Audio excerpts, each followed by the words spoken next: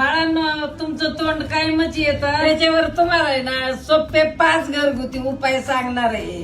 पहिला उपाय साजूक तूप तोंड आलेल्या ठिकाणी लावायचं, मग जखम आहे ना बरी होती. दुसरा उपाय म्हणजे हिरवी कोथिंबीर, ही 2-3 वेळा दिवसातून बारीक चावून खायची. तिसरा उपाय ही खोबरं थोडस असं बारीक चावून खायचं. चौथा उपाय हे इलायची पावडर मध्ये मध घालून